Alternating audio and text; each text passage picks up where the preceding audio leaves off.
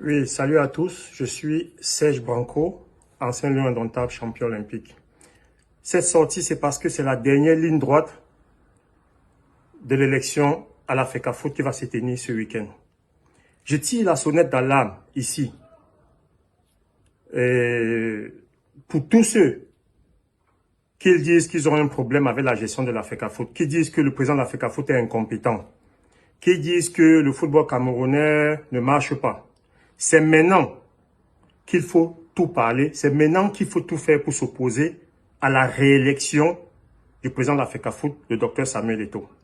Je ne veux pas entendre les pleurs après, quand Samuel Eto'o sera réélu, qu'on vienne dire que l'élection n'a pas été conforme, l'élection est illégale. Que le ministre des Sports envoie ses gens, il envoie ses amis, ou qu'il écrive n'importe où pour empêcher que l'élection se tienne. Il a essayé, déjà on a vu que ça n'a pas prospéré.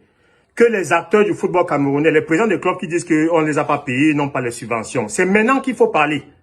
Je ne vois aucun président du club sorti dire qu'on ne l'a pas payé, mais c'est les journalistes sportifs, les journalistes, les réseaux sociaux, tout ça qui disent qu'on ne paye pas les subventions. Les footballeurs à qui on a imposé un salaire de 200 000 depuis 4 ans, qui touchent leur argent à la fin du mois. C'est le SINAFOR qui dit qu'on ne les paye pas. Je n'ai jamais entendu un footballeur monter là dire qu'on ne l'a pas payé. Donc, s'il vous plaît, je dis ça pourquoi? Parce que les gens viennent souvent m'insulter. Je suis champion olympique, excusez-moi. C'est ma gloire et c'est une fierté d'avoir été champion olympique parce que j'ai l'impression qu'au Cameroun, les champions olympiques ne sont pas respectés à leur juste valeur. On a fait dormir les Camerounais à 2 h du matin pendant presque un mois. On a été reçu en triomphe par le président de la République qui a décrété des jours fériés pour nous. Jusqu'aujourd'hui, 25 ans après, on a été oubliés.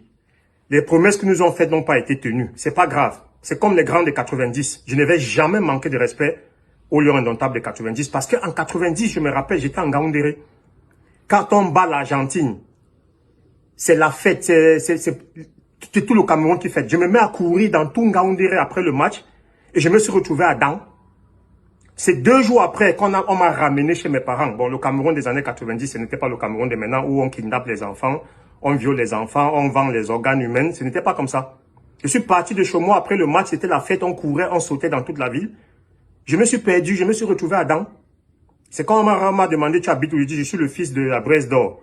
Dans les années 90, pour ceux qui connaissent Ngaoundéré, ma mère avec un restaurant qu'on appelait la Braise d'Or, qui recevait toutes les autorités. Le premier ministre Achidou Achoua mangeait chez nous. Le gouverneur Fayengo Francis avait ses habitudes chez nous. Donc c'est comme ça que ce monsieur m'a ramené 2 jours après. Donc aujourd'hui, les grands de 90, les lions indomptables de 90, c'est des gens qui m'ont fait rêver. Au moins pour cette joie-là, pour ce rêve qu'ils nous ont donné, je leur dois du respect. Mais ça n'empêche pas de dire la vérité sur eux, s'ils sont aigris, malhonnêtes et pas corrects. Voilà, c'est ce que je voulais dire. Donc, aujourd'hui là, je ne veux pas entendre demain, après l'élection de Samuel Eto'o, je vais donner un rat, comme on dit en allemand. Je vais donner une information à tous les hiboux. Si vous voulez que l'élection de Samuel Eto'o soit invalidée là, avant le week-end, je vous dis ce qu'il faut faire. Je ne sais pas parce que tous les hiboux là, vous avez perdu tous les procès contre Samuel Eto'o. Ou vos avocats là ont les têtes percées, je ne comprends pas. Même le ministère des Sports là qui ne veut pas. Vous avez des avocats qui ont les têtes percées ou quoi, je ne comprends pas. La seule chose qu'il faut faire pour mettre Samuel Eto'o à genoux, je vous dis ce qu'il faut faire. Passez par la FIFA. Passez par la CAF et la FIFA. Il n'y a que ceux-là, la CAF et la FIFA, qui peuvent mettre Samuel Eto'o à terre. Mais si ce n'est pas là-bas, là, tout ce que vous faites au Cameroun, là. Et j'accuse ici les médias camerounais. J'accuse ici les télévisions camerounaises. Vision 4, Canal 2, Equinox, LTV, Cam 10. Toutes ces chaînes de télévision camerounaises qui organisaient des débats publics sur le football, sur la FECAFOOT.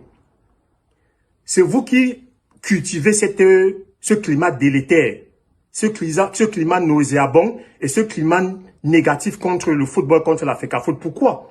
Parce que dans vos débats, vous n'invitez jamais les acteurs du football. Vous invitez les hommes politiques à parler du football. Vous invitez les enseignants, les agrégés. Mais il y a les anciens lions indomptables qui sont au Cameroun là, vous ne les invitez jamais. Il y a les footballeurs du championnat camerounais, vous ne les invitez jamais. Vous voulez avoir un débat constructif comment? Quand pour un secteur qui est comme le football, vous invitez les informaticiens, les politiciens, les scientifiques et tout. Moi, je pense, je ne sais pas si c'est le ministre de l'administration territoriale ou si c'est le ministre de la communication qui doit réglementer tout ça. Il faudrait que dans les débats télévisés, quand on parle de politique, on invite des politiciens. Quand on parle de sport, de football, on invite les sportifs et les footballeurs.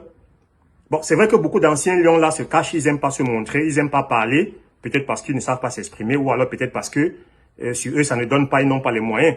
Bon, gars, on est des footballeurs, on n'est pas des intellectuels, on n'est pas là à l'université. On parle avec nos moyens de bord, on parle avec ce qu'on a, c'est notre sport, c'est notre domaine. On s'y connaît, comme Bernard Toutan a dit l'autre jour, on est des agrégés de football, comme des agrégés de justice, des agrégés de médecine. On doit parler, mais c'est les autres qui parlent à nos places. On ne s'exprime pas. Bon, c'est vrai que les chaînes de télévision peuvent faire quand même des efforts en invitant un ancien lion ou un footballeur, au moins lui acheter des costumes un peu bien pour qu'il soit bien présentable.